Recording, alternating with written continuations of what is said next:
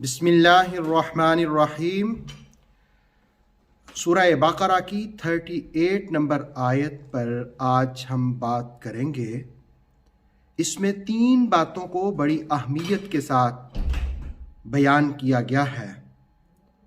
پہلے نمبر پر کہ حضرت آدم علیہ السلام کو جس وقت زمین پر بھیجا گیا تو اس کا ذکر کیا، اور دوسری چیز اس آیت میں کہ ایک خاص نصیحت اللہ رب العالمین نے حضرت آدم اور ان کی پیروی کرنے والوں کو عطا فرمائی۔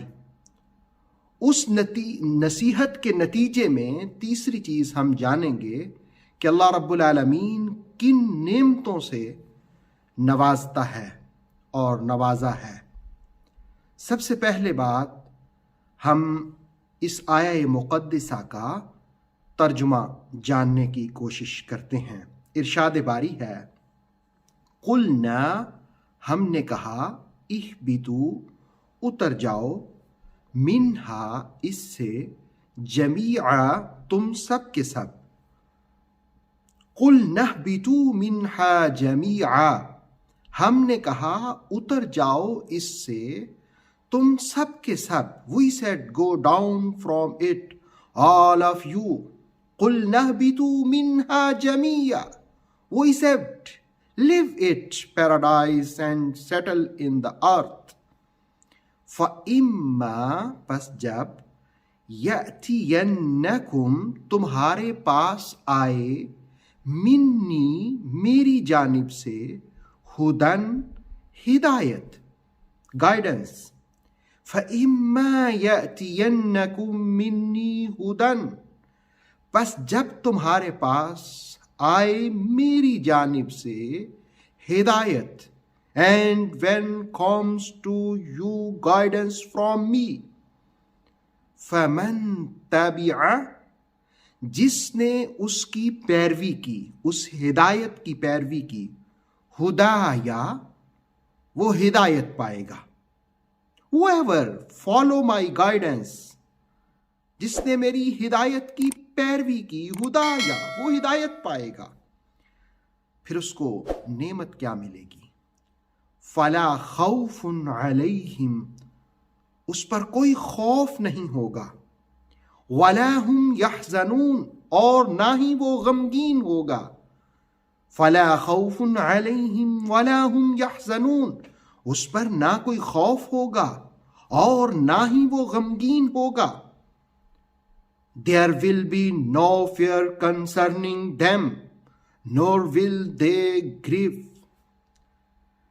اب اس آیہ مقدسہ کا لفظی اور بامحاورہ ترجمہ جاننے کے بعد، اس میں آدم اور ان کے ساتھ حضرت حوا اور باقی سب کو زمین پر بھیجنے کا ذکر ہوا۔ یہ آیت نمبر 38 میں دوسری بار زمین پر بھیجنے کا ذکر ہوا۔ اس سے پہلے بھی ایک آیت میں آپ جان چکے ہیں کہ زمین پر بھیجنے کا ذکر ہوا۔ وہ جو پہلا ذکر ہوا وہ اس وقت ہوا جس وقت شجر ممنوعہ کا پھل کھایا اور ان کو زمین پر بھیج دیا۔ اب دوسری بار ذکر ہوا، یہ ذکر اس وقت کا ہے کہ جس وقت آدم علیہ السلام مسلسل گریہ و زاری کرتے رہے۔ پچھلی آیت میں آپ نے جانا تھا کہ وسیلہ رسول رحمت علیہ السلام سے ان کی توبہ کو قبول کر لیا گیا، تو اس موقع پر پھر کہا کہ تمہیں زمین میں سیٹل کیا جاتا ہے۔ اب جس وقت سیٹل کرنے کی بات ہوئی تو یہ توبہ کے بعد کا ذکر ہوا۔ اب اس وقت پھر ایک نصیحت کی گئی۔ وہ نصیحت کیا تھی؟ وہ نصیحت یہ تھی، فَإِمَّا يَأْتِيَنَّكُم مِّنِّي هُدًى، جب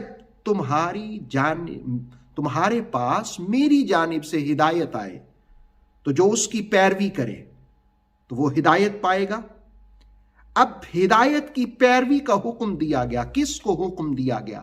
جو اللہ کا نائب ہے، اللہ کا خلیفہ ہے، کیونکہ حضرت آدم علیہ السلام کو اللہ رب العالمین نے اپنے خلیفہ بنایا۔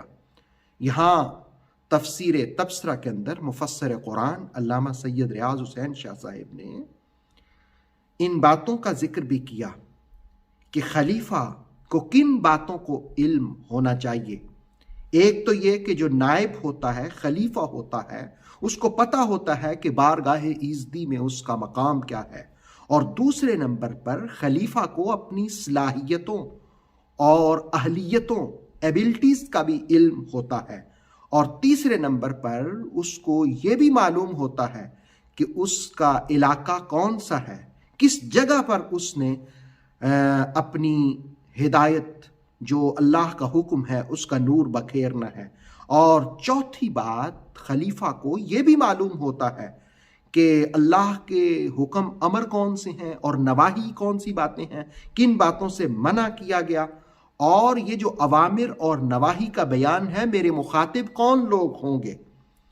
اور پانچویں بات، خلیفہ کے علم میں یہ بات بھی ہوتی ہے کہ خلیفہ آمر نہیں ہوتا، ڈکٹیٹر نہیں ہوتا، بلکہ وہ اللہ کا نائب ہوتا ہے، یعنی ہر وہ حکم دیتا ہے جو اللہ نے اسے سمجھایا ہوتا ہے، عطا کیا ہوتا ہے۔ اور چھٹے نمبر پر خلیفہ وہ ہوتا ہے کہ جس کو جزا اور سزا کی حکمتوں سے بھی آگاہی ہوتی ہے۔ اور ساتویں نمبر پر خلیفہ کی خصوصیت یہ ہوتی ہے کہ اسے معلوم ہوتا ہے کہ ظلم اور عدل ان دونوں کی حدود کیا ہیں، اور آٹھویں نمبر پر وہ یہ بھی جانتا ہے کہ خیر اور شر کی تعریف کیا ہے، اور وہ اس کے پریکٹیکل تجربات بھی رکھتا ہے۔ ان ساری باتوں کو ایک خلیفہ جانتا ہے۔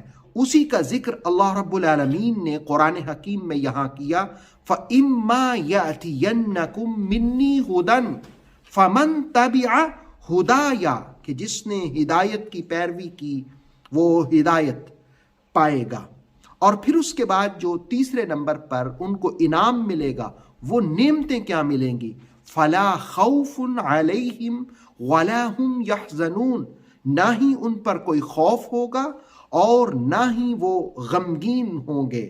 یعنی اللہ رب العالمین جسے اپنا نائب بنا رہا ہے، خلیفہ بنا رہا ہے، جب وہ اس کی اطاعت کرے گا، اتباع کرے گا، اللہ اس سے خوف اور حزن کو دور کر دے گا۔